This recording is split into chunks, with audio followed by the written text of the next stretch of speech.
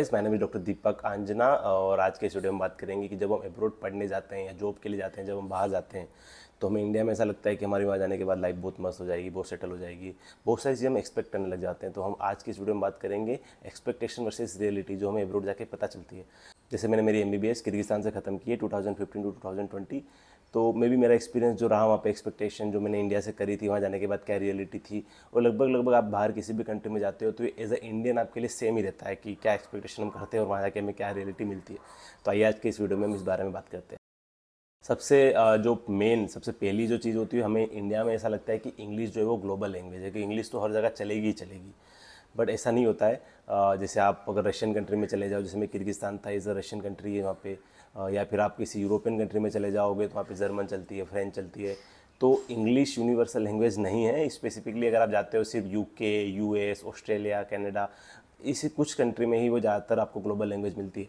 But आपको in country में जाने के लिए आप Kyrgyzstan, Kazakhstan, Russia, Ukraine, China, अगर आपको इन कंट्री में जाना होता है जहाँ मेजर इंडियन स्टूडेंट्स जाते हैं फॉर MBBS और बाकी चीज़ों के लिए, तो वहाँ पे English is a global language नहीं है। वहाँ पे आपको उनकी लोकल लैंग्वेज सीखना ही पड़ती है कुछ भी करके, वरना आप इंग्लिश कम्युनिकेशन वहाँ पे बहुत कम लोगों को बाद में आता है। हाँ, आप जिस कॉलेज में जा रहे हो वहाँ कॉलेज के टीचर्स वगैरह बोलते होंगे, बट अगर आप बात करो कि जो आम पब्लिक है, आम पब्लिक इंग्लिश में बात नहीं करती है, बहुत कम।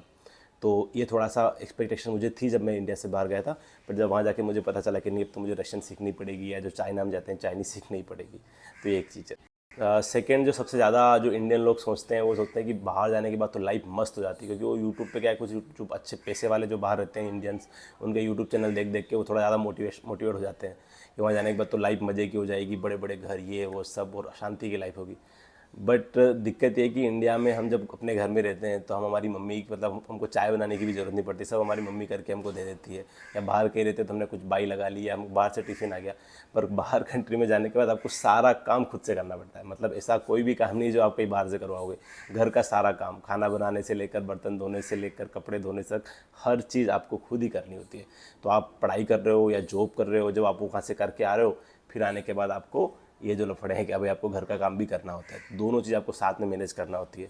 तो ये दूर के ढोल जो सुहावने बोलते हैं ना, ये वही वाली बात है कि लोगों को दूर से इंडिया में बैठे बैठे ईजी लगता है, वो वीडियो में देख के करे मस्त लाइफ है, मस्त फोटो आ रहे हैं, ये वो। पर जब वहाँ जाके पता चलता है कि ये सारा काम आपको खुद ही करना होता है। एक चीज़ मैंने देखी थी कि यार सोशलाइज कैसे हो पाएंगे वहाँ जाने के बाद, क्योंकि ऐसा होता है ना कि इंडिया से आप जब बाहर जाते हो तो आपको लगता है कि यार अब इंडिया में तो इतने हमारे रिलेटिव हैं, सारी चीज़ें, वहाँ जाने के बाद हम कितना सोशलाइज हो पाएंगे। तो ये मेरी एक्सपेक्टेशन थी कि यार कोई ना कोई तो चलो अच्छे लोग ज़्यादा मिल ही जाएंगे, सारी चीज़ हो जाएगी। बट ऐसा होता है ना कि बाहर जाने के बाद फिर आपका एक सर्कल बहुत छोटा हो जाता है। आप एक दो लोगों के साथ ही लगभग आपका सारा टाइम बीतता है। तो सोशल सर्कल ऑब्वियसली जब आप बाहर जाते हो तो ऑब्वियसली आपका बहुत ज़्यादा कम हो जाता है कंपेयर टू इंडिया, क्योंकि यहाँ तो हमारे इतने रिलेटिव हैं, फ्रेंड्स हैं, सारे लोग हैं। वहाँ जाने के बाद नए फ्रेंड्स बनते हैं, नई कंट्री के फ्रेंड्स बनते हैं, बट इतने ट्रस्ट वर्दी भी नहीं होते हैं। वो थोड़े टाइम के बाद आपको पता चलता है कि यार ये बस एक दो लोग का हमारा ग्रुप है, तो उसी में फिर आपको आदत डालनी पड़ती है कि बस इन्हीं के साथ आपको घूमना है, ट्रैवल करना है, सारी चीज़ें। तो एक सर्कल हमारा छोटा होता जाता है, ये बिल्कुल सही बात है। ये वाला जो पॉइंट है, ये ज़्यादातर वो लोग हैं जो इंडिया से स्नो के फोटो देखते हैं ना, कि बर्फ़ के फोटो देख लिए और उनको बड़ा मज़ा आता है, करे वाह यार बर्फ़ पड़ रही है, ये वो मज़े आते होंगे। ये मुझे भी, जब मैं फर्स्ट टाइम जब गया था तो जाने के 2 मंथ बाद वहाँ पे बर्फ़ पड़ी थी, तो मुझे बड़ा वो खुशी हो रही थी कि यार बस बर्फ़ में फ़ोटो खींचेंगे, बर्फ़ में वीडियो बनाएंगे, मज़े आएंगे। पर ऐसा बिल्कुल भी नहीं है, मेरी एक्सपेक्टेशन थी। बट जो रियलिटी है उसकी बिल्कुल ही अलग थी, कि मतलब वो आपको स्नो जो गिरती है, बस आप फर्स्ट टाइम जाते हो तो 2-4 बार फ़ोटो खिंचाने तक भी वो आपको अच्छी लगती है। उसके बाद आप उससे इतना इरिटेट हो जाते हो कि बस यार ये स्नो क्यों पड़ गई, क्योंकि हर तरफ कीचड़ ही कीचड़, पानी, ये वो, रोड सब सारी पूरी, क्योंकि बर्फ़ वो जब गिरती है तब तो आपको अच्छी लगती है, फिर 1-2 दिन बाद वो पिघलने लग जाती है, तो आपको इतना उससे एलर्जी होने लग जाती है कि अरे यार क्या हो रहा है यहाँ पे, बड़ा बुरे हालात हो रखे हैं, जो आप परेशान हो जाते हो उस स्नो से। फिर तो वो स्टार्टिंग में 2-4 दिन फ़ोटो खींचने के लिए सही होती है, उसके बाद आपको इतने सारे कपड़े पहनने पड़ते हैं, इतनी लेयर्स पहननी पड़ती है, तो फिर धीरे धीरे आप उससे परेशान हो जाते हो। एक चीज़ जो हमको इंडिया में रह के वो लगती है कि यार यहाँ पे डाटा बहुत महंगा है, सारी चीज़ें हैं, हमको ऐसा लगता है कि यहाँ पे डाटा सही चल नहीं रहा है, स्पीड सही नहीं आ रही है। बट आप बाहर कंट्री में जाते हो तो आपको वहाँ पे डाटा और उल्टा महंगा होता है। तो मेरी एक्सपेक्टेशन ये थी कि यार बाहर जाने के बाद तुम बस नेट बढ़िया चलेगा, सस्ता चलेगा, अच्छा नेट चलेगा। बट ऐसा कुछ भी नहीं है। बाहर की 4G आप देखोगे ज़्यादातर सेम स्पीड ही होती है कंपेयर टू इंडिया, थोड़ा बहुत फास्ट बोल सकते हैं, बट बहुत महंगा होता है। हमको तो यहाँ पे रोज़ का 2 GB 3 GB पर डे मिलता है, बट वहाँ पे आपको पैक 7 GB 8 GB मंथली में ही काम चलाना पड़ता है। ज़्यादातर कंट्री में सेम सिस्टम है। कहीं आपको कुछ अनलिमिटेड प्लान मिल सकते हैं, बट वो काफ़ी महंगे होते हैं कंपेयर टू इंडिया। हाँ, वाईफाई हो सकता है कि वहाँ पे वाईफाई जो आप घर में लगवा रहे हो वो आपको अच्छी स्पीड और वो ठीक ठाक रेट पे मिल जाता है। बट अगर आप बाहर जा रहे हो, मोबाइल में आप डाटा यूज़ कर रहे हो, तो एक लिमिटेड डाटा आपको यूज़ करना पड़ता है। तो वो थोड़ा सा हमको माइंड में ध्यान रखना पड़ेगा। एक सबसे बड़ा जो सबके मन में डाउट रहता है, खासकर हमारी मम्मियों के मन में, कि जब बच्चा हमारा बाहर जाएगा तो वहाँ पे इंडियन खाना मिलेगा नहीं मिलेगा। सबसे बड़ा इशू मम्मी के लिए तो बस एक ही होता है ना कि खाना बच्चे को अच्छा मिलना चाहिए, वो अच्छे से रहे बस। पापा के लिए पढ़ाई, मम्मी के लिए खाना। तो मुझे भी यही था कि यार बाहर जाने के बाद, तो मैं जब वेजिटेरियन था, तो कि बाहर जाने के बाद खाना मिलेगा नहीं, पता नहीं क्या होगा, कैसे वहाँ पे रह पाएंगे 5 साल। तो ऐसा है कि बाहर कंट्री में लगभग लगभग आपको हर तरह का इंडियन खाना मिल जाता है। आप किसी भी कंट्री में चले जाओ, मेजोरिटी जगह मिल जाता है, अगर आप बड़ी सिटी में रह रहे हो, ठीक ठाक सिटी में रह रहे हो तो। क्योंकि वहाँ पे आपको इंडियन रेस्टोरेंट मिल जाएंगे, आपको पाकिस्तानी रेस्टोरेंट मिल जाएंगे। पाकिस्तानी रेस्टोरेंट में भी मोस्टली इंडियन खाना मिलता ही है। तो वो चीज़ें हैं। इंडियन रेस्टोरेंट आपको हर तरह के मिल जाते हैं, गुजराती, मारवाड़ी, साउथ, हर टाइप के। तो इंडियन खाना आपको बाहर हर टाइप का मिल जाता है। तो उस चीज़ की मुझे लगता है इतनी टेंशन लेने की ज़रूरत नहीं है। और बाहर भी आप जब रहोगे तो वहाँ पे बाहर आटा, दाल, चावल हर चीज़ मिल जाती है। तो आप उसको आप घर पे फ्लैट पे लेके आप खुद खाना बना सकते हो। सारी चीज़ें वो ईजी प्रोवाइड हो जाती है। थोड़े बहुत मसाले कहीं कहीं कम मिलते हैं, तो मसाले हम ज़्यादातर, हमारे टाइम पे मसाले इंडिया से लेके जाते थे। ये थोड़ा सा था, बाकी तो ज़्यादातर मेजोरिटी इंडियन चीज़ों पे मिल जाती है। तो खाने का इतना इशू आता नहीं है even as a vegetarian person. But obviously आपको नॉन वेजिटेरियन कंपैरिजन में वेज के लिए थोड़े कम ऑप्शन तो ओबियसली रहते हैं। जितने इंडिया में मिलते हैं इतने ऑप्शन आपको नहीं मिलेंगे। बट अगर आप नॉन वेजिटेरियन है, फिर तो आपके लिए बहुत ऑप्शन है। एक लोगों का ये होता है ना कि इंडिया से बाहर तो हमको एजुकेशन बहुत अच्छी मिलेगी, एक्सपेक्टेशन जैसी होती है कि बाहर तो कंसल्टेंसी वाले ने या हमने जो यूट्यूब से देखा है, जो नेट पे देखा, हाई क्लास एजुकेशन और सब कुछ मिलेगा इंडिया के कंपेरिजन में। बट ऐसा नहीं है मेजोरिटी केसेस में।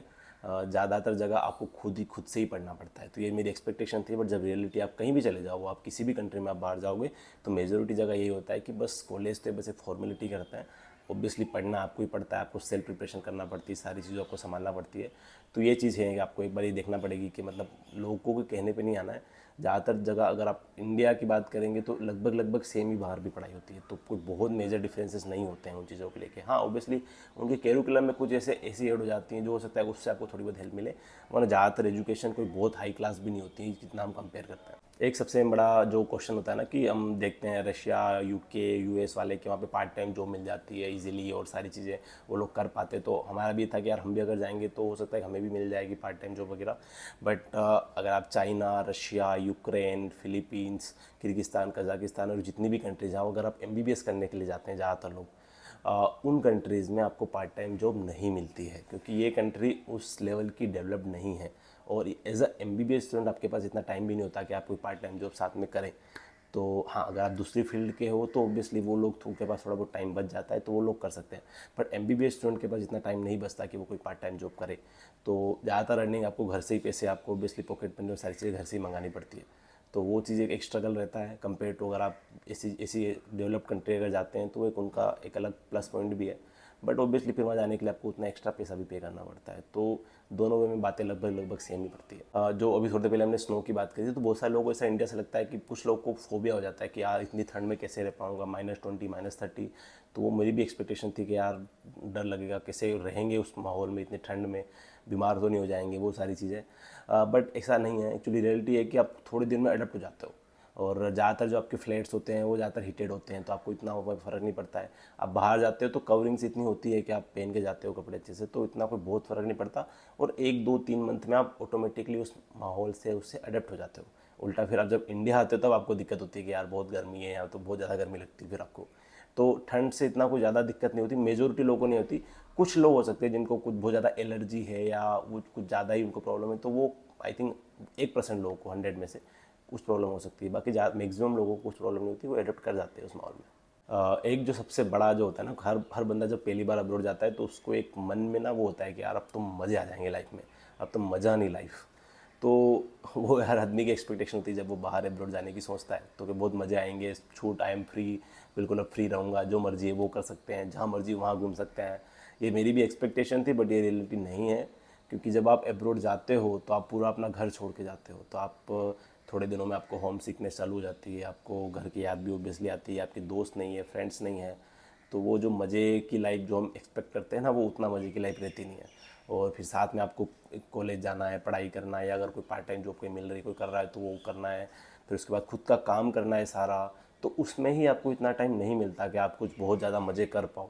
ओबियसली वीकेंड्स या कभी मंथ में एक बार कई बार चले जाओ, वो अलग बात हो जाती है। But day to day basis पे आप इतने बिजी रहते हो, आप काम में बिजी रहते हो, आप अपने खर्चे सारे हैं, इतने आप काम काज करने हैं, घर का काम करना है, वो सारी चीज़ संभालने में बड़ा टाइम लग जाता है। तो वो एक्सपेक्टेशन जो होती है ना कि मज़े की लाइफ जो होती है, वो कोई इतनी बहुत मज़े की लाइफ नहीं होती है, बहुत सारे स्ट्रगल से बाहर रहने के कंपेयर टू इंडिया। यहाँ तो हम क्या एक कॉल करेंगे, जोमेटो आ जाता है, वो आ जाती है सारी चीज़ें।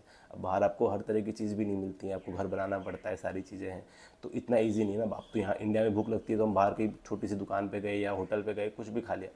कंपेयर टू बाहर जाते तो ऑब्वियसली वहाँ पे खाना महंगा होता है। इवन इंडियन रेस्टोरेंट में अगर जाओगे तो इंडियन खाना बहुत महंगा होता है, और फिर आपको पॉकेट मनी बचानी है, सारी चीज़ आपको स्ट्रगल करना है, तो वो इतना इजी नहीं होता जितना हम देखते हैं। तो आप अगर आप चीज़ सोच के जा रहे हो कि बहुत मज़े की लाइफ होने वाली है सारी चीज़ें, तो ऐसा कुछ भी नहीं है। जब आप स्टार्टिंग जाते हो तो 1-2 साल आपको बहुत स्ट्रगल करना पड़ता है। इंडिया में रहते हैं, हमको हमेशा इंडिया की कमी निकालना होती है। हम सोचते हैं कि अरे इंडिया में तो ये नहीं सही हो रहा, ये नहीं हो रहा, यहाँ पे क्राइम बहुत है, ये एब्रोड तो बहुत सेफ है।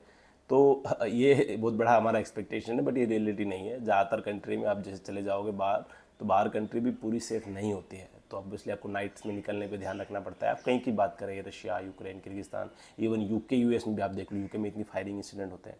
तो ये जो बोलते हैं ना कि सेफ़ है, वो पूरा 100% तो ट्रू नहीं है कि पूरे से इंडिया कंपेरिजन में पूरा ही सेफ़ है। ऑब्वियसली इंडिया में थोड़ी सी चीज़ें वो ज़्यादा हैं कंपेयर टू बाकी कंट्री के, इतने इंसिडेंट नहीं होते वहाँ पे, बट वहाँ पे भी होते हैं। वहाँ पे भी चोरियाँ होती है, वहाँ पे भी लूटपाट होती है, सारी चीज़ें होती है, बट कंपेयर टू इंडिया कम होती है, वो आप बोल सकते हो वो सारी चीज़ें।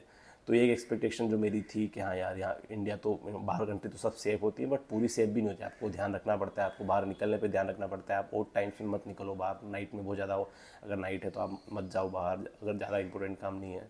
तो इतनी भी एब्रॉड कंट्री सारी इतनी सेफ़ नहीं होती जितना हम सोचते हैं। So thank you so much guys आज के इस वीडियो को देखने के लिए। एब्रॉड की जो एक्सपेक्टेशन वर्सेस रियलिटी थी, तो जो मेरा 5 ईयर का एक्सपीरियंस था उसके हिसाब से मैं जितना कवर कर सकता था वो सारी चीज़ें मैंने कवर करी है। And thank you so much Unacademy for making me part of this initiative, और थैंक यू सो मच।